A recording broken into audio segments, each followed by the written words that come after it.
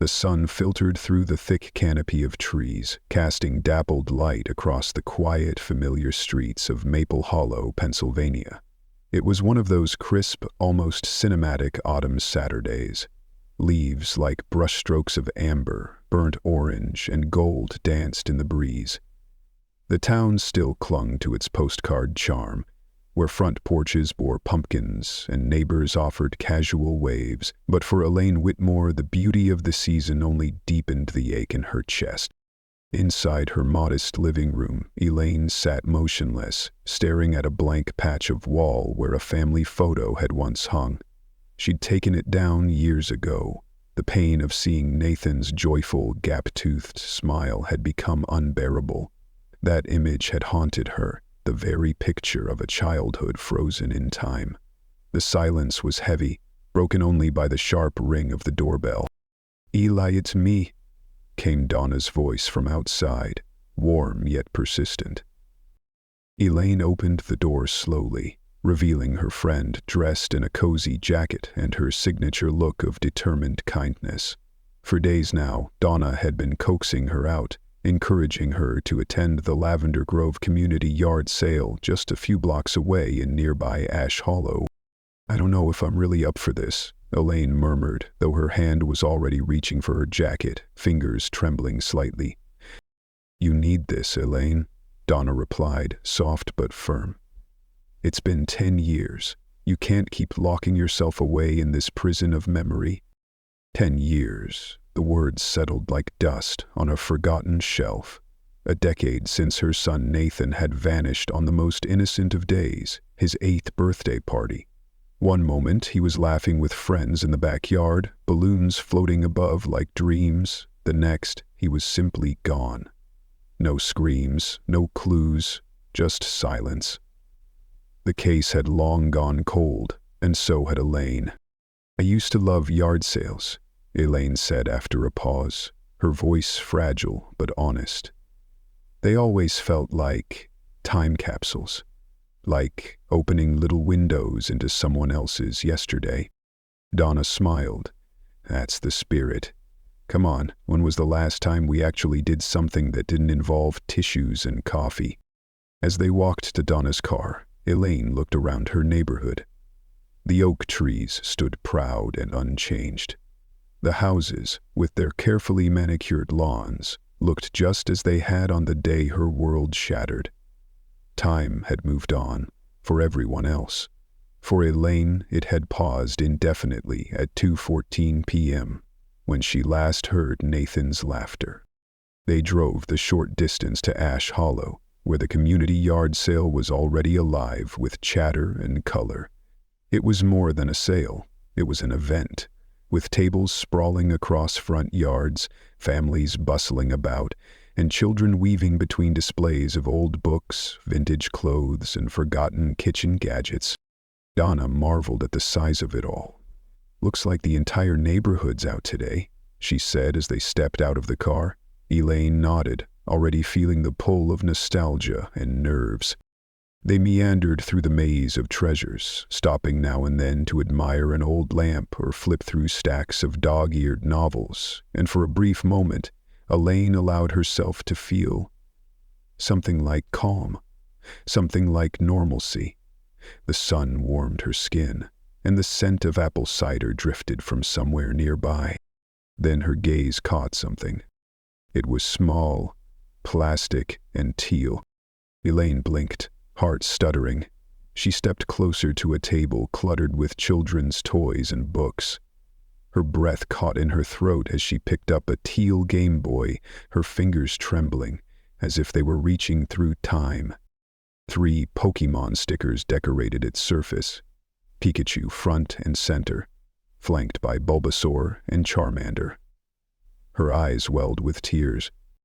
"Nathan," she whispered, the name barely audible. Donna turned quickly. "Elaine? What is it?" Elaine clutched the device tighter. This is my son's Game Boy. I'd know it anywhere.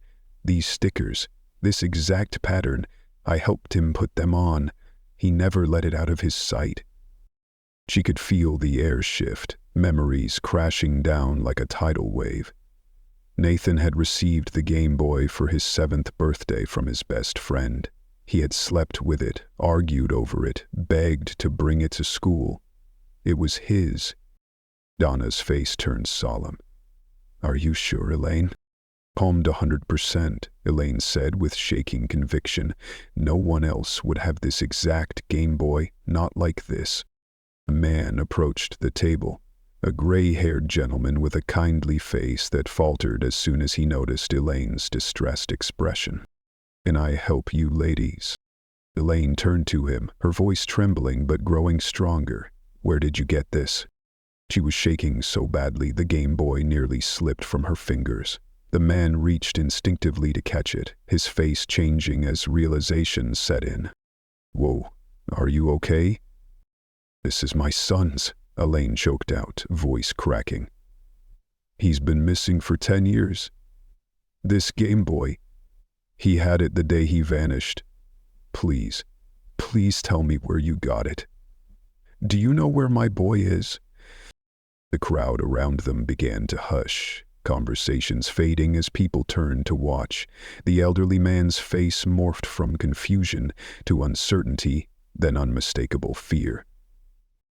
I don't know what you're talking about," he stammered. And then, with a sudden motion, he snatched the Game Boy from Elaine's grasp and stuffed it into his jacket. "No," she gasped, panic blooming into dread. "Why are you hiding it?" "That's my son's." "Ela, calm down." Donna stepped in, her voice protective but rattled. But Elaine wasn't hearing anything anymore. Her heart was pounding like thunder in her ears, and her mother's instinct, long silenced by grief, was roaring back to life. Something wasn't right. Something long buried was about to rise. Donna reached out, placing a calming hand on Elaine's trembling shoulder, but it was like trying to dam a river already breaking its banks. A decade of pain, confusion, and unresolved longing had reached a breaking point.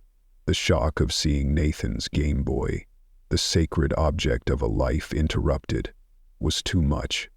Elaine staggered backward, her knees giving way beneath the weight of grief and rage, and she crumpled to the pavement. A ripple of gasps echoed from the crowd now forming around her, drawn in by the tension like moths to a flame. The elderly man, whose name they hadn't even asked yet, pulled out his phone with a tight jaw. "I'm calling the cops." Within minutes, the piercing whine of sirens split the air.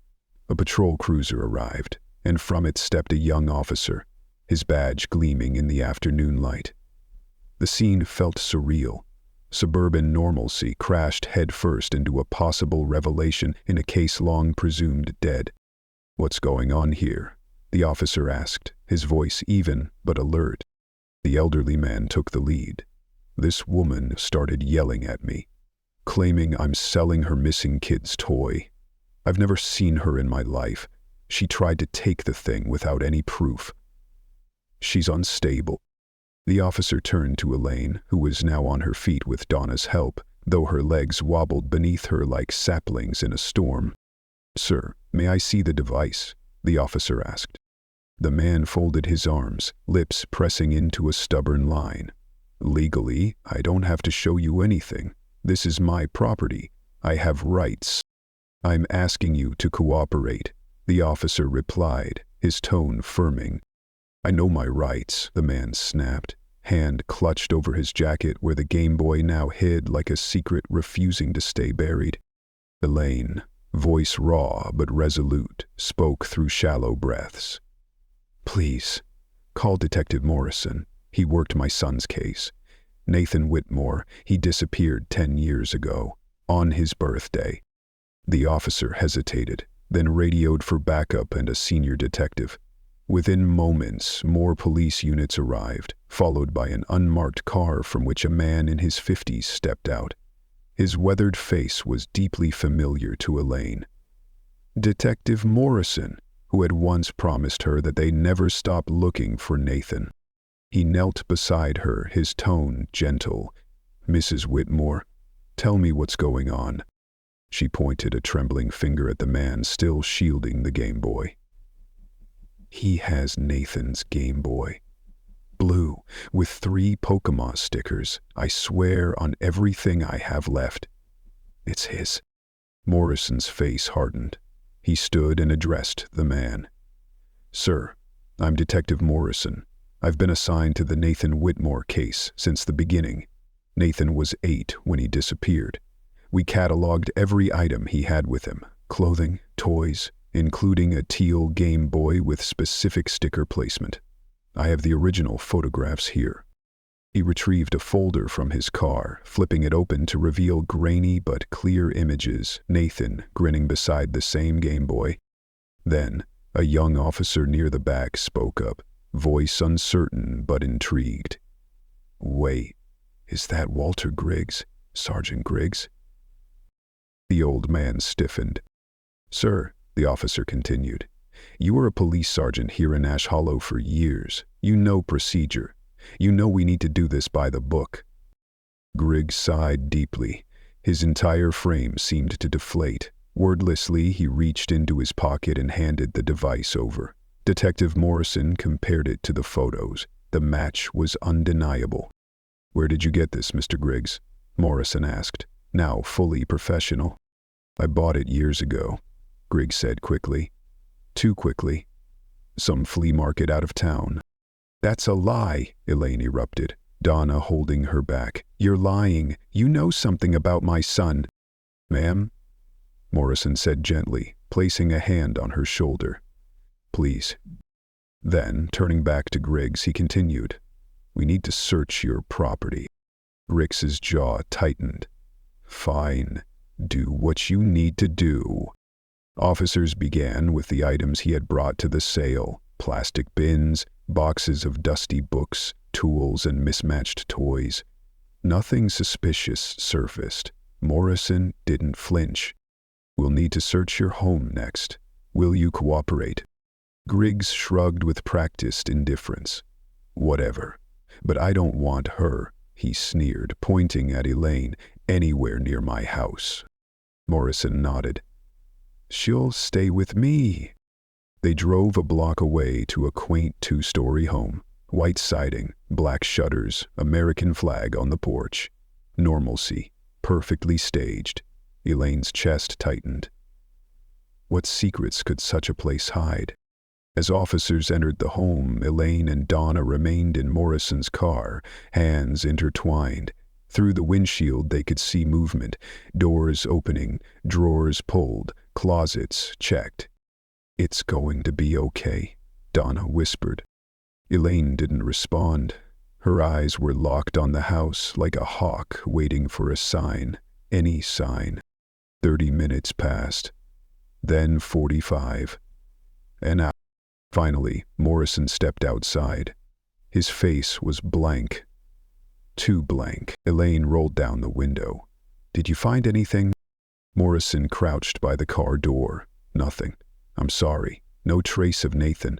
Nothing suggesting a child ever lived there or was ever held there. We searched everything. Elaine's breath hitched. That glimmer of hope, so intoxicating, was fading again. How could this be? He continued. Mr. Griggs was a retired sergeant, decorated, respected. I wish that wasn't true, but without evidence, we can't pursue him. But the Game Boy, she whispered. Those stickers. We can't prove it's the same device, Morrison said. We've found no DNA, no serial trace, and possession alone, especially of something second-hand, doesn't meet the threshold for a search warrant beyond this. Another officer, Chen, approached. If I may, Mrs. Whitmore. Griggs was a mentor to many of us in the force. He was well respected. I knew him briefly. I can't believe he'd harm a child. Elaine didn't argue. Her voice was gone. As they walked toward the house, Morrison turned to Griggs, now on his porch like nothing had happened. Sir, we'd like to keep the Game Boy as potential evidence. Griggs waved a dismissive hand. Take it. I was going to sell it anyway. Would have sold it to her if she hadn't flown off the handle and accused me of God knows what. He met Elaine's eyes, unflinching, but something about that look chilled her. Not arrogance, not indifference. It was the absence of fear. As the sun dipped lower behind the horizon, Elaine stood in the middle of the sidewalk, Game Boy still in the detective's hand, but no closer to the truth. And yet, deep down, something told her this wasn't over. Not by a long shot. "That's my son's," Elaine said, her voice now steadier, more focused, though it still carried the unmistakable sharpness of suspicion. "It's evidence. I shouldn't have to buy back something that already belongs to us."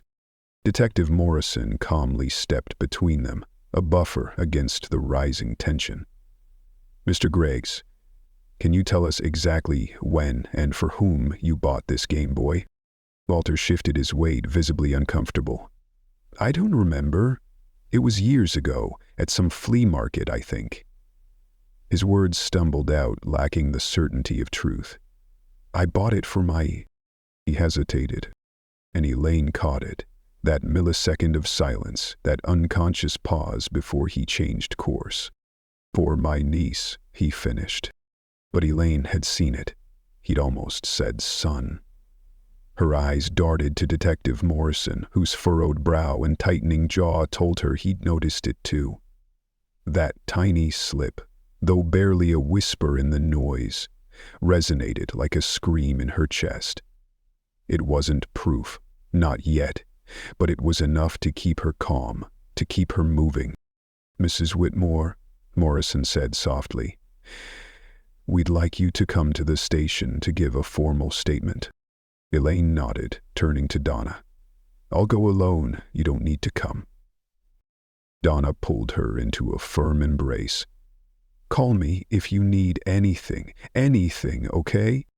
As Elaine slid into the back of the cruiser, she looked back. Walter was still standing on his porch, arms folded, exchanging words with the officers. The sun had lowered slightly, casting long shadows across the street, elongating everything, especially Elaine's sense of uncertainty. The Maple Hollow police station hadn't changed much in 10 years. Brick walls, worn benches, and a faint scent of aged paper and old coffee. Elaine had sat on those benches too many times, hopeful at first, then bitterly patient, then silent. Inside, she was led to a small, windowless interview room. An officer sat across from her, typing her statement with care, pausing only to clarify details. As she recounted what had happened, every look, every word, every flicker of doubt or confirmation, her hands trembled, her voice cracked, but she didn't falter. When she finally signed the statement, her fingers ached from the effort, but she wasn't done yet. "I want to see the Game Boy again," she said suddenly. The officer looked hesitant but made a call. Minutes later, a young forensic technician entered, carrying the Game Boy in a sealed evidence bag. Her demeanor was gentle, her eyes full of understanding. "Let's check it together," she said kindly. They entered a sterile lab room where the technician carefully removed the Game Boy from the bag and inserted a pair of AA batteries. The familiar chime echoed through the space like a forgotten lullaby. The screen flickered to life. "It still works," the technician noted, "and there's a cartridge inside." Elaine leaned closer, her breath shallow.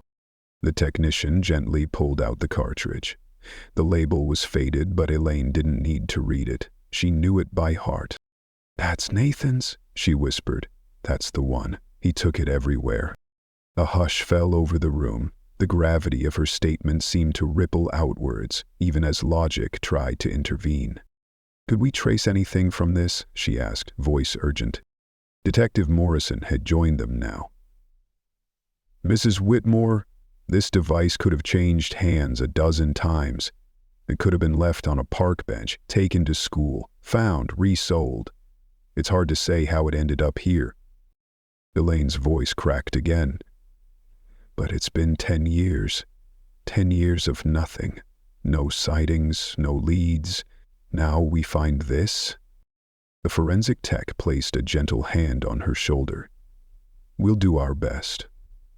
We'll check for fingerprints, DNA, timestamps, but after so long the odds aren't in our favor. It's been touched by too many hands. Elaine nodded. She understood. But she didn't accept. When they repackaged the Game Boy, it was done with a strange sort of reverence, as if they all knew it might be the closest thing to Nathan they would ever hold again. You should go home and rest, Morrison said. It's been an emotionally brutal day. We can arrange for an escort. Elaine didn't argue. She was drained. Hope had ignited in her like a wildfire. Beautiful, but exhausting. Yes. Thank you. As the patrol car pulled away from the station, Elaine stared out the window, her mind still trapped at the yard sale. That moment when Walter had almost said, "Son," replayed in a loop, louder each time. Her gut screamed what her mouth couldn't say aloud. He knew more. Much more. The officer driving tried to make conversation, his tone friendly and compassionate, but Elaine barely registered the words. She was back in that yard, back holding Nathan's Game Boy, back watching her little boy place those stickers with such care, his tongue poking out in concentration. "Here we are, ma'am," the officer said gently as they arrived. Elaine thanked him and stepped inside her home. The door closed behind her like a final sigh. The weight of the day collapsed onto her shoulders. She leaned against the wall, then stumbled into the kitchen. She boiled water without thinking, the mundane routine grounding her. As she sat, staring blankly into her tea, her mind spiraled. Was she wrong to accuse a respected man in front of the whole neighborhood? Had grief finally tipped her over the edge?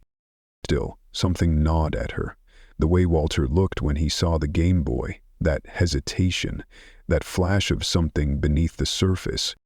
She couldn't shake it. She picked up the phone and dialed. Donna answered on the second ring. "Ela?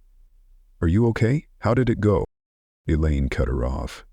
"Are you still at the yard sale?" "Yes, but I'm about to leave. Why?"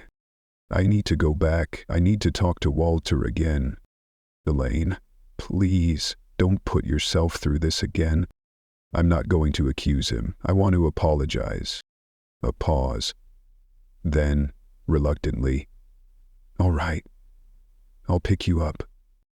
10 minutes later, Elaine was back in Donna's car, the weight of uncertainty heavier than ever. They arrived at the now winding down yard sale, the sun dipping lower, casting gold-tinted shadows across the quiet lawns. Walter was still there, packing boxes into his trunk. His movements were fast, frustrated. "Are you sure you want to do this?" Donna asked again. "Yes," Elaine whispered, heart hammering. As they approached, Walter looked up, his expression hardening immediately. "You again. What now?" Elaine took a breath, her voice calm but heavy. "I came to apologize. I lost control earlier. I shouldn't have caused a scene. I'm sorry." He studied her, his face unreadable. "I hope the neighbors didn't get the wrong idea. I've lived here peacefully for years. I don't need this kind of drama." Elaine didn't look away. For now she played the part of contrition. But deep down, her instincts hadn't quieted. And the story wasn't finished.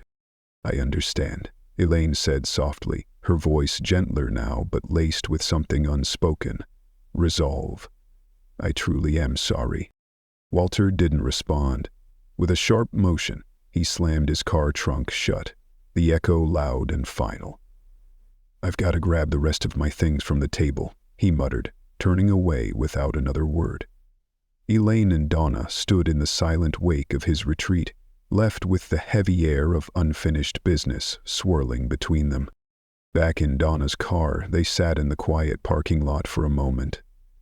Donna, ever the voice of reason, reached over and gave Elaine a light touch on the arm. "Well, you tried," she said gently. "That's all you could do." But before they could start the engine, a strange sight caught their attention. A quirky green Volkswagen New Beetle rolled up and parked beside Walter's car. Its playful, bubbly shape a stark contrast to the somber tension of the day. A young man, late 20s or early 30s, stepped out.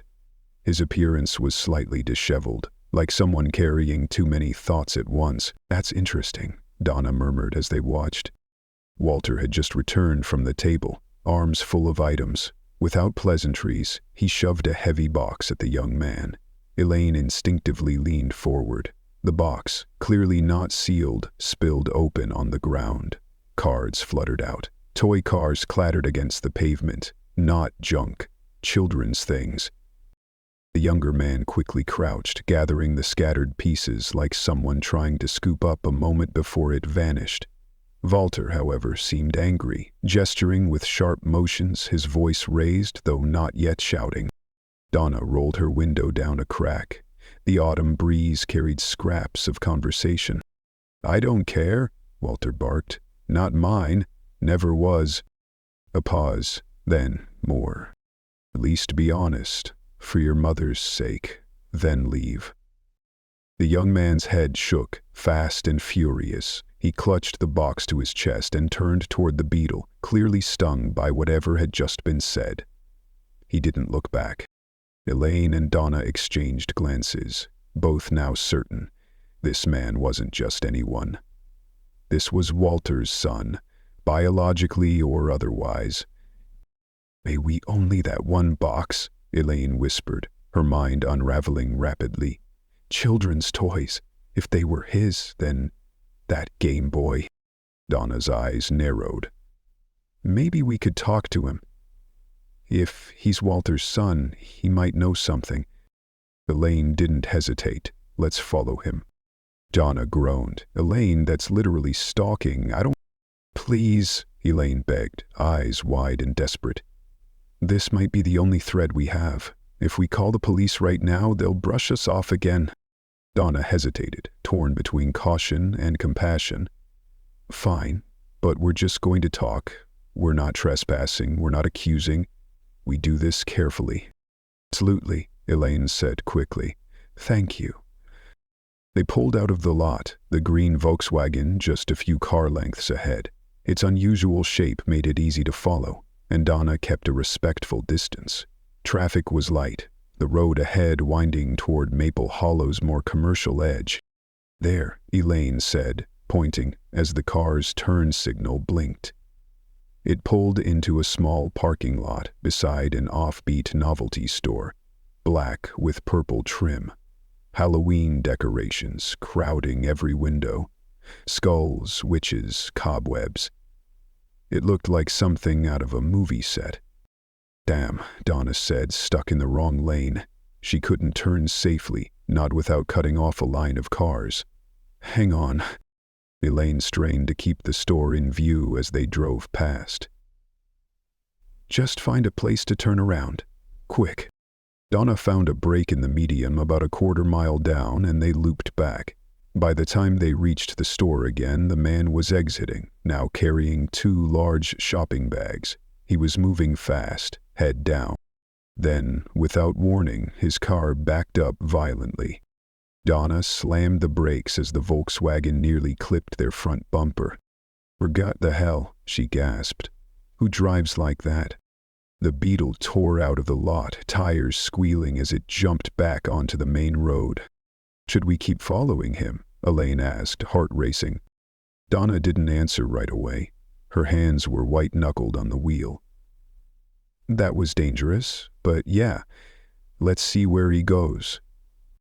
The chase resumed, though the Volkswagen now weaved aggressively through traffic, clearly trying to put distance between them. Then they heard it, the clang of warning bells, a railroad crossing up ahead. They watched helplessly as the Volkswagen darted across the tracks just before the barrier arms descended. Donna hit the brakes. A long freight train thundered past, Elaine's breath caught in her throat. "Hmm?" she whispered. Car after car clanked by, each one feeling longer than the last. Elaine counted them subconsciously, her hands balled into fists. When the final car passed and the barrier lifted, Donna floored it. They reached an intersection where the road split 3 ways, no sign of the green beetle. "Which way?" Donna asked. "I don't know," Elaine admitted, her heart sinking. Donna pulled off to the side of the road.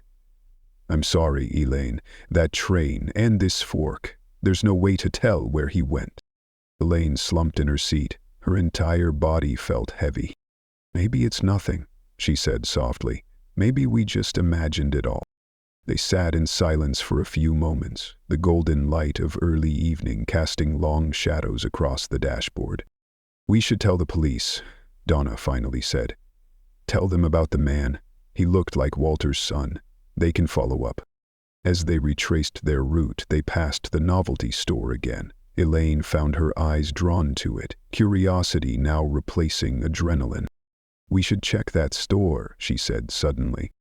Donna glanced at her. "Why would we?" Elaine didn't have a solid answer, but something about that store felt like a door just slightly ajar. Something told her it wasn't the end. It was just another beginning. Donna crossed her arms, her brow furrowed. What could possibly be so important in there for us to know anyway? Before Elaine could answer, Donna's gaze shifted and caught sight of a large festive banner draped across the storefront. It read, "Dark Delights, Halloween Blowout, 40% off, all costumes." Her face softened with a thoughtful sigh. "Actually," she began slowly, "maybe we should stop by. We were supposed to have a day out, remember? That plan sort of derailed." Elaine gave a small, bittersweet nod. "Yeah, we were supposed to. If Nathan were still here, I'd be shopping for his costume right about now." That unspoken ache hung in the air for a moment. "Besides," Donna added, trying to nudge the energy upward again, "my niece's birthday is in 3 weeks. Maybe I'll find something fun for her." With that, Donna turned into the parking lot. As they pulled in, the storefront came into clear view. Dark Delight's Party Emporium glowed in stylized letters above the door, flanked by gargoyle statues and flickering faux torches. The place looked like a Halloween-themed fever dream. Outside, a young employee sat crouched in the corner of the parking lot, smoking a cigarette. He glanced up as they approached. "Welcome," he said lazily, lifting his cigarette in a casual greeting. "I'll be inside in a minute to help you ladies." Donna and Elaine pushed through the heavy glass door and stepped into a wonderland of shadows and spectacle. The store was like nothing Elaine had ever seen in their quiet suburban world. The interior was drenched in black lights and filled with elaborate horror props. Latex masks with blank stares dangled from the walls. Life-size animatronics snarled at invisible enemies, their motion sensors springing to life when anyone walked by. "Wow," Donna muttered, picking up a bottle of fake blood. "These people don't play around." The whole store was clearly designed to be a destination for the Halloween-obsessed. Fog machines hissed in timed intervals, and there was even a corner filled with vintage horror movie posters. But Elaine's focus was elsewhere. Her thoughts kept circling back to the man in the green beetle. Why had he come here? Why did he seem so frantic? As Donna browsed, she found a shimmering purple witch costume sprinkled with silver stars. "This is it. My niece is going to love this." They made their way toward the checkout counter, only to find it unmanned. Through the window, the clerk was still outside, taking his sweet time. "I'll go call him," Donna said with a resigned huff. She turned, but as she did, the witch costume, slippery and light, slid from the counter, falling behind into the open space where the clerk's work area began. Elaine instinctively leaned over to retrieve it. She was always the polite one, the one who cleaned up other people's messes. But then, she saw it. The laptop, half hidden behind the register, was open with a paused video on the screen. Her fingers brushed the keyboard as she reached for the costume, accidentally hitting the spacebar. The video began to play.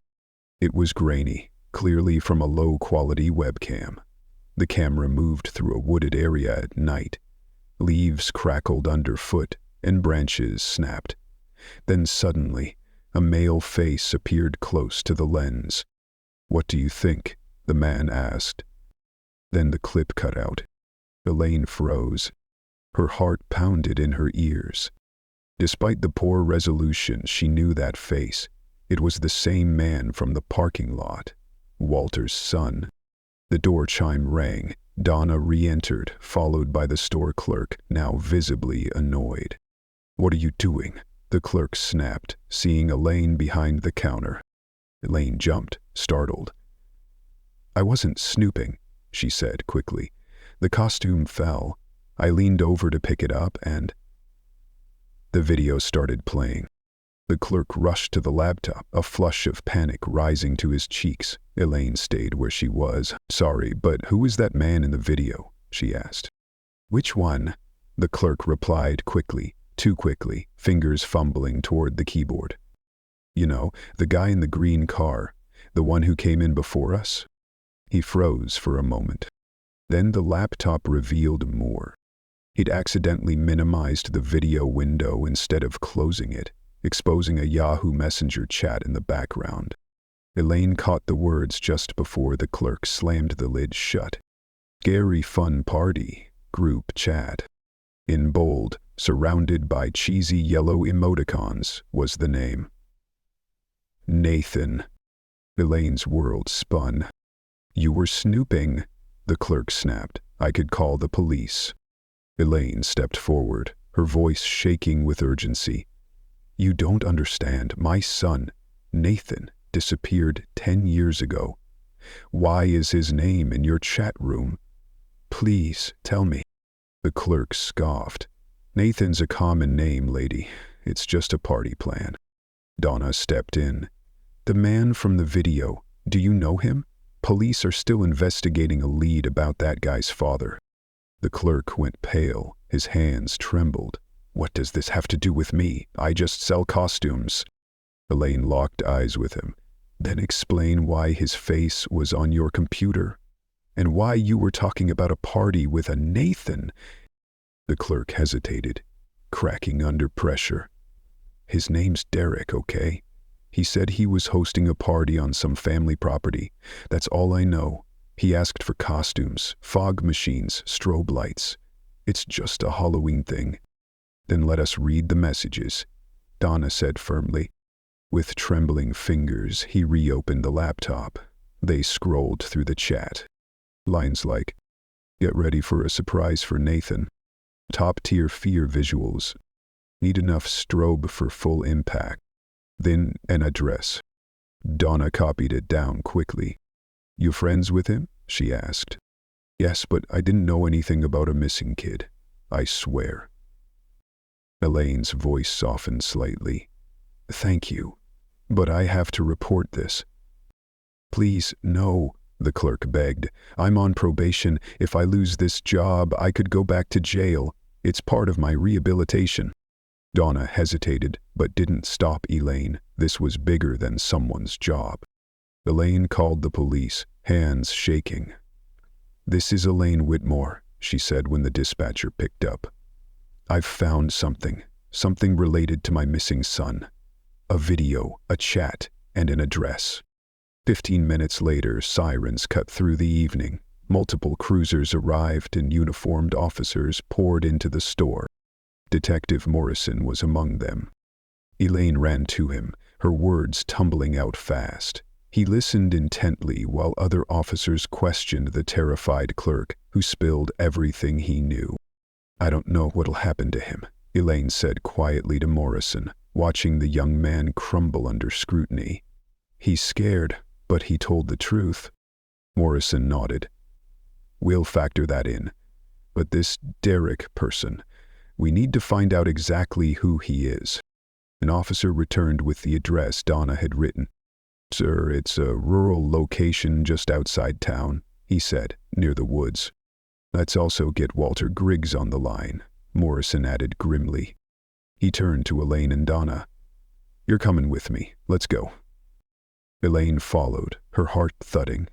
Somewhere in the trees beyond that address might be the truth that had eluded her for a decade. And this time, she was ready to face it. Elaine, Donna, and Detective Morrison climbed into the unmarked police car, the tension inside thick enough to cut with a knife. As they drove, the radio crackled, sharp, mechanical, urgent. "Detective Morrison," came the dispatcher's voice. "We've confirmed the address belongs to Walter Griggs. He admits it's an old family vacation house near Ash Hollow. Claims it's been abandoned for years. He denies knowing Derek is using it. Says he thought Derek was still living in an apartment." "Copy that," Morrison replied. The road ahead narrowed, transitioning from suburban lanes to winding rural paths flanked by tall, shadowy trees. The sky was bruised with deep purples and oranges, the last light of the sun bleeding behind the hills. The further they drove, the more nature seemed to close in, untamed and ominous. At last, they turned onto a dirt path that looked almost forgotten, half swallowed by weeds. At the end of it stood a decrepit cottage, slouched under the weight of age and time. The windows were boarded up, the shutters askew, and the surrounding yard was overgrown and unkempt. "There," Elaine pointed, her voice taut with disbelief. "The Volkswagen." The green Beetle sat askew near the porch, its door slightly open. Several other vehicles were parked nearby, their presence eerie in the fading light. "But I don't see anyone," Donna murmured, eyes scanning the still scene. Morrison pulled up. "Stay in the car," he instructed, but Elaine was already moving, propelled by something deeper than protocol. Pure, maternal instinct. They crept behind the officers, staying low. The cottage door hung open, the entryway casting deep shadows. "Police?" Morrison and the others shouted. "Is anyone inside?" No response. Guns drawn, the officers stepped through the threshold. Elaine and Donna, silent and defiant, slipped inside behind them. The interior was damp and decayed, smelling of mildew and long-lost memories. Cobwebs draped from ceilings like forgotten curtains, and every floorboard moaned underfoot. Then, faintly, voices, laughter, music. Elaine stopped cold. "Do you hear that?" An officer nodded and gestured toward the back. Through a cracked window they glimpsed faint lights dancing between the trees, like fireflies possessed. "You have to stay here," the officer said sternly. "This could be dangerous." Elaine hesitated but obeyed. The officers slipped out the back door into the woods. Within moments, shouting erupted. Voice, hands in the air. The music cut off like a guillotine. Screams followed, panic. Elaine's stomach churned as the radio on the officer's belt buzzed with frenzied dispatches, calls for backup, for medical aid. Soon officers emerged from the tree line with a group of young men, 5 of them, each dressed in elaborate, grotesque zombie costumes. The makeup was disturbingly lifelike, rotting flesh, cracked skulls, bloodied limbs. Elaine's breath caught as she recognized one of them. Derek, Walter's son. His eyes locked on Elaine with fury. "Who the hell are you?" he barked. "You ruined everything." "I'm Nathan's mother," Elaine said, stepping forward despite protests from officers. "And I think you're the one who took him." "We were just having fun," Derek sneered, spitting at the ground before he was hauled away in cuffs. Moments later, an officer rushed over, breathless. "Ma'am, we found a young man deeper in the woods. He says his name is Nathan. He's refusing to come out. He's extremely distressed." Elaine's knees buckled. Donna caught her, steadying her with quiet strength. "Go," Donna urged. "Go get your son." Elaine followed the officer into the trees, every step feeling like a decade passing. Then she saw him. Here a boy, or rather a young man, curled near a dying fire pit, rocking slowly. His clothes were dirty and torn, his arms wrapped around his head like a fortress against the world. "You're all zombies," he murmured. You're going to kill me. I should have stayed underground." His voice was cracked, dry, shaking with raw terror. A dark stain marked his jeans. He wasn't faking. This was no act. He was lost, somewhere deep within a nightmare. Elaine crouched beside him, careful not to startle him. Her heart pounded. "And Nathan," she whispered, her voice breaking. "It's me, Mom. I'm here. I'm real." Slowly, he lifted his head. His face was smeared with dirt and tears. His eyes, wild and dilated, searched hers. It took only a second. The recognition was fragile, but it was there. The same eyes she'd kissed goodnight. The same face that had once smiled at birthday candles. One of the officers spoke low. "He's under the influence of a hallucinogen. His pupils are massive, probably slipped it without his knowledge. He's confused, terrified." Elaine took his hand. "You're safe now. No one's going to hurt you." But Nathan recoiled. "No, I can't go. They'll find me. They're doing experiments. The world's gone. People are dying." Elaine's heart cracked in pieces. What had they done to her child? "Nathan," she said softly but firmly, "there are no zombies. The world is not ending. You're here. You're okay.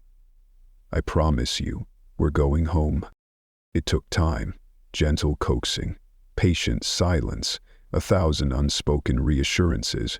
But finally Nathan let her help him to his feet. He clung to her, trembling, a boy who had aged 10 years in captivity yet never fully grown. They walked him back through the woods and to the front of the house where paramedics waited. Elaine never let go of his hand. "He's still under the influence," one paramedic confirmed. "We need to stabilize him and transport him to the hospital. Do we have consent for mild sedation during transport?" Elaine nodded. Nathan panicked at the word hospital. "No, no hospitals. They'll turn me." "Experiment. Please, don't let them." Elaine stroked his hair, her voice a lullaby from the past. "Shh, no one's going to hurt you. I'm right here." The sedative worked quickly. Nathan slumped softly against her as his body began to relax. Elaine held him as the ambulance doors swung open. Detective Morrison approached. "Mrs. Whitmore, you should go with him. We'll remain here, collect everything. Walter Griggs is on his way." Elaine looked at the detective, then at Donna. "I want to speak with him." "You will," Morrison said gently. "But your son needs you more." Donna stepped up, eyes filled with unspoken support. "Come with me," Elaine whispered. "Please." "Of course," Donna said, climbing into the ambulance beside her. As the vehicle pulled away, red and blue lights flashing behind them, Elaine held her son's hand and whispered the only thing that mattered. "You're safe now, baby. You're safe." "Of course," Donna said softly as she climbed into the ambulance, her voice steady, offering silent courage as paramedics gently secured Nathan on the stretcher. Elaine held his hand through the process, fingers interlaced with his, as if afraid that letting go would somehow allow reality to slip away again. The doors shut behind them with a dull finality, cutting off the chaos and crime scene outside. For the first time in 10 years, Elaine felt the faint stirrings of something unfamiliar. Peace. The hospital's emergency department was a blur of movement and antiseptic light. Nurses and doctors called to one another. Machines beeped rhythmically and gurneys rolled quickly down gleaming corridors. Elaine followed the paramedics until a nurse gently intercepted her. "Ma'am," she said kindly, her hand soft on Elaine's arm, "please, let the doctors work. We'll take good care of him. Someone will come get you as soon as it's possible."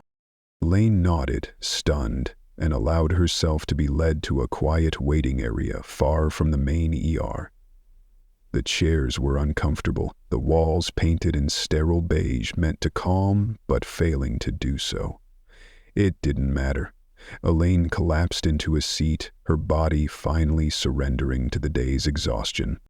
"I can't believe it," she whispered to herself, barely audible. "He's alive.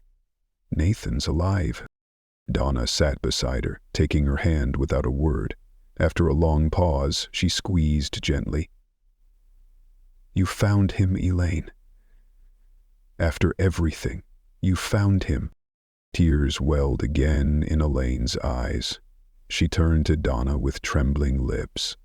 "Thank you," she said. "If you hadn't dragged me out, if you hadn't pushed me to go to that yard sale, I wouldn't have seen that Game Boy. I wouldn't have—" Donna shook her head. "Don't thank me. You're the one who never gave up. You kept hope alive, even when everyone else told you to let go. You're stronger than you know." Time became a slow, aching crawl as they waited. Elaine couldn't stop replaying the events. Nathan crouched in the woods, broken and hallucinating, mistaking her for a monster, his voice trembling, his fear so real. Her heart ached for every day she hadn't been able to comfort him. Finally, a doctor entered the waiting room. An older man with gentle eyes behind wire-rimmed glasses, his coat still flaring with motion. "Mrs. Whitmore?" he asked. Elaine stood immediately. "Yes, how is he?" "I'm Dr. Peterson. I've been overseeing your son's care." Nathan was under the influence of a strong hallucinogenic compound, one designed to deeply alter sensory perception. It caused immersive and terrifying delusions, which explains the extreme paranoia and fear. Elaine's hand shot to her mouth. "Oh my God." "But," he added quickly, "physically, he's stable. There are signs of malnutrition, but no internal injuries or indications of physical abuse. He's currently resting. We've moved him to a private room." "Can I see him?" "Soon," the doctor promised with a reassuring smile. "He's still coming down from the effects. We'll notify you the moment it's safe." Just as he stepped away, Detective Morrison entered the waiting area, accompanied by another officer. His face was serious, but there was empathy in his tone. "Miss Whitmore? Miss Parker? Can we speak privately?" They followed him to a quiet consultation room. Inside, he placed a notebook on the table and took a breath. "We've learned a lot already," he began. "Derek, Walter Griggs's son, was the person responsible for Nathan's abduction." Elaine leaned in, her pulse pounding. "Why? Why would he take my child?" "Derek told us.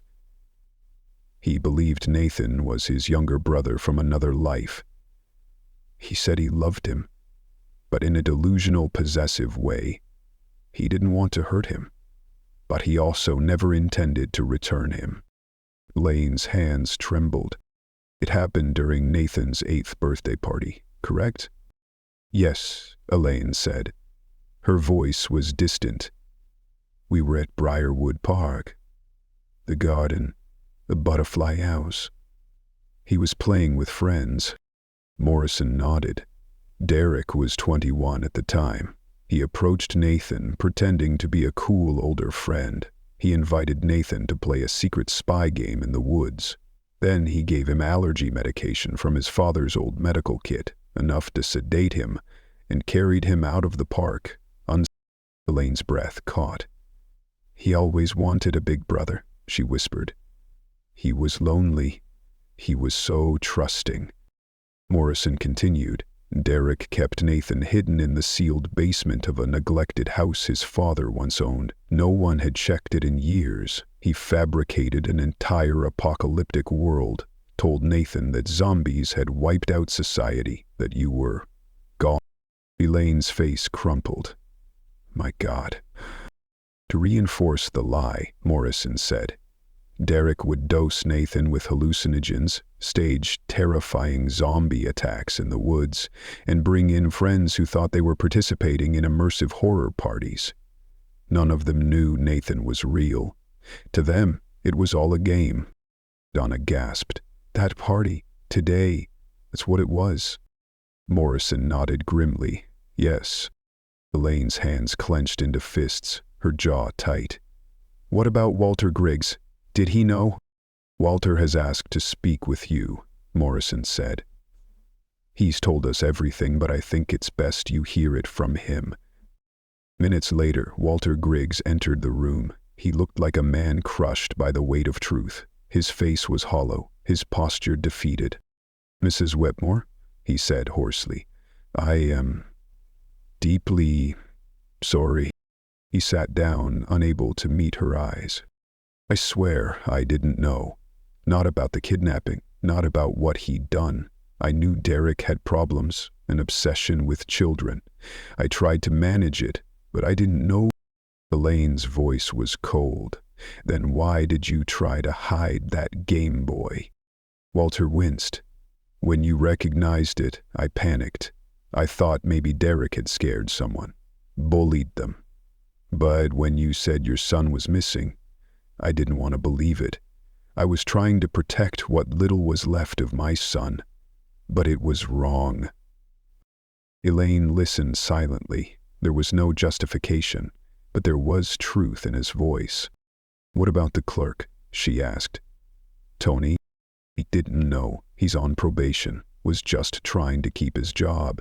Derek roped him in for decorations. He never attended the parties, never knew about Nathan. A knock interrupted. Dr. Peterson re-entered. Mrs. Whitmore, he said with a warm smile. Nathan is awake, and he's asking for his mother. Elaine stood so fast her chair fell backward. She followed the doctor down hushed corridors. Her heart raced. Her legs barely carried her. And then, she was there. Nathan sat upright in a hospital bed, pale and unsure, eyes darting around. Elaine stepped into the room slowly. Nathan, she said gently. He looked at her, eyes full of confusion. You said you're my mother? Elaine nodded, her voice trembling. Yes, sweetheart. I'm your mom. I barely remember, he whispered. I was 8, but I remember your voice. You used to sing to me. Tears streamed down Elaine's cheeks. Every night, I used to sing you to sleep. He still looked uncertain, but the zombies, Derek said. He said everyone was gone. Oh, honey, Elaine took his hand. It was all lies. There are no zombies. The world didn't end. I've been looking for you every single day. Dr. Peterson spoke gently from the door. Nathan will need therapy, the years of it. The trauma is deep, but we're hopeful. Elaine nodded, never taking her eyes off her son. We'll face it together, every step. She leaned forward, brushing his hair with her fingers. We missed 10 birthdays, 10 Christmases, but we'll make new memories now, I promise. Nathan squeezed her hand, still unsure, but he didn't let go. I want to believe you, he whispered. You can, Elaine said. You're safe now. You're home. As she held her son, his head resting gently on her shoulder, Elaine knew the road ahead would be long, uncertain, and full of difficult days. But they would walk it side by side, mother and son, together again, forever.